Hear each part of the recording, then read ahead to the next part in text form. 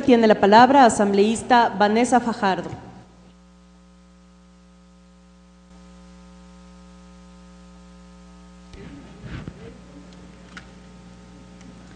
Me da un poco de náuseas tal vez cuando oigo la frase libertad de prensa utilizada libremente, a sabiendas de que una gran parte de nuestra prensa privada no es libre del todo.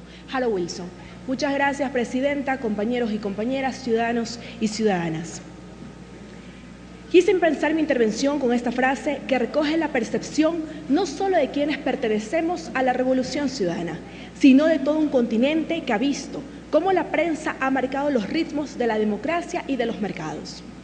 Esa prensa que siempre ha privilegiado sus intereses particulares por encima de los intereses colectivos.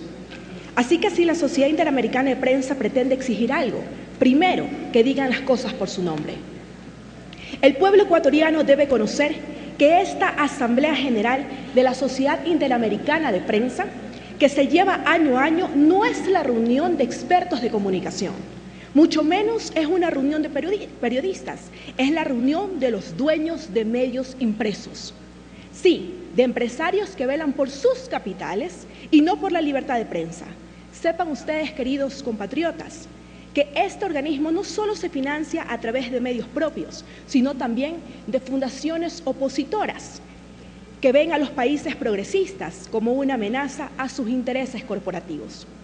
La CIP no puede divisar una amenaza a la libertad de expresión, porque ellos jamás han conocido la verdadera libertad de expresión, pues por muchas décadas han dejado de lado la diversificación de las corrientes filosóficas, políticas y académicas, que no les convenía a sus oligopolios.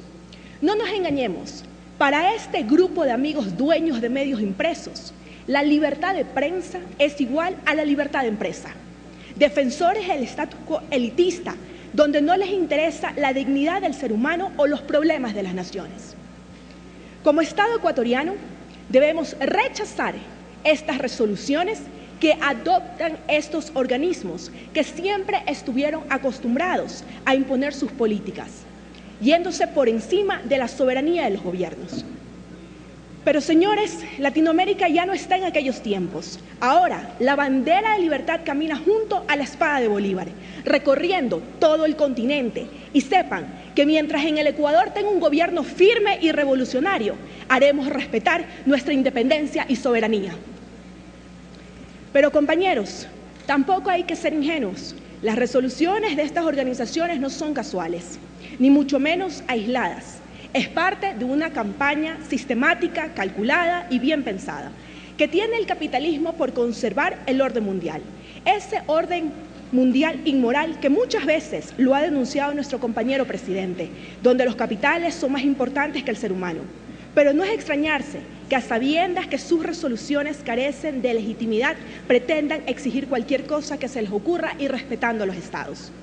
Señores miembros de la Sociedad Interamericana de Prensa, la Ley Orgánica de Comunicación no busca callar a nadie, busca democratizar la información. Este cuerpo legal no busca imponer criterios, busca darle la voz a los que nunca tuvieron voz, al ciudadano de pie, sí, a esas personas que tienen el otro lado de la historia. Asimismo, hay que aclararles que ese cuerpo normativo que ustedes demandan no es sancionatorio, sino un instrumento donde se desarrollan y se protegen los derechos de los medios, periodistas y de la ciudadanía en general. En materia puntual de la resolución que alcanzó la CIP, donde exige al Gobierno del Ecuador y a la Asamblea Nacional que se respete la libertad de expresión y que se derogue la Ley Orgánica de Comunicación, quiero recordarles que todo lo que ha avanzado en comunicación fue materia discrecional porque alguien en el Gobierno se lo inventó, sino, como lo haré notar, esto es parte de un cambio de estructuras, donde ahora sí el ciudadano tiene voz. Estos cambios se han apuntalado en el nuevo pacto social suscrito por todo un pueblo que fue testigo de cómo los medios de comunicación acabaron con la honra de muchas personas, de cómo algunos empresarios de comunicación tenían sometido al poder público únicamente por precautelar sus imperios económicos y no el bien común, una prensa que se sentía intocable y omnipotente. La Ley de Comunicación se sustenta en la disposición transitoria primera, numeral 4 de la Constitución, aprobada por la inmensa mayoría de ecuatorianos. La erradicación de la influencia del poder económico y del poder político así como la creación de un organismo que regule la difusión de contenidos de televisión, radio y publicaciones de prensa escrita que contengan mensajes de violencia, explícitamente sexuales o discriminatorios, y que establezca criterios de responsabilidad ulterior de los comunicadores o medios emisores. Se sostiene en la consulta popular del 7 de mayo del 2011. Así que, señores miembros de la CIP, no están en contra de un gobierno, sino en contra de la autodeterminación de todo un pueblo. Con respecto a la grosera exigencia de que el gobierno ecuatoriano se inhiba de utilizar su poder para manipular las decisiones de otros poderes del Estado, ¿cuánta mala intención hay en esto? Pregunto yo, ¿cuáles son los alcances de la Sociedad Interamericana de Prensa? ¿De dónde surge esta aseveración? ¿Acaso les incomoda que se haya sentado el precedente en nuestro país, que la libertad de expresión no es lo mismo que libertad de insulto? ¿Cuáles son los fundamentos? Creo que esto demuestra una vez más que se han perdido los objetivos para los que fueron creados, pero sobre todo creo que esto evidencia que sus decisiones no forman parte de los intereses colectivos, sino de los intereses empresariales. Dentro de los artículos desarrollados en el proyecto de resolución, considero necesario un nuevo artículo donde se plasme nuestra solidaridad con todos los pueblos hermanos que fueron acatados por los miembros de la CIP en la 70ª Asamblea General desarrollada en Santiago de Chile.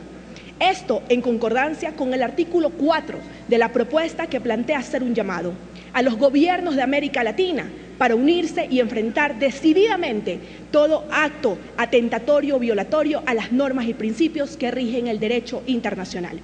Para concluir mi intervención, señora presidenta, quiero señalar que no estamos frente a la amenaza de la libertad de prensa, estamos frente al cambio de las relaciones de poder, donde ya no gobiernan los intereses particulares, sino los intereses colectivos, de un pueblo soberano que ha sido consultado en cada uno de los temas que un pequeño grupo de personas ajenas a nuestras realidades pretenden criticar. Muchísimas gracias.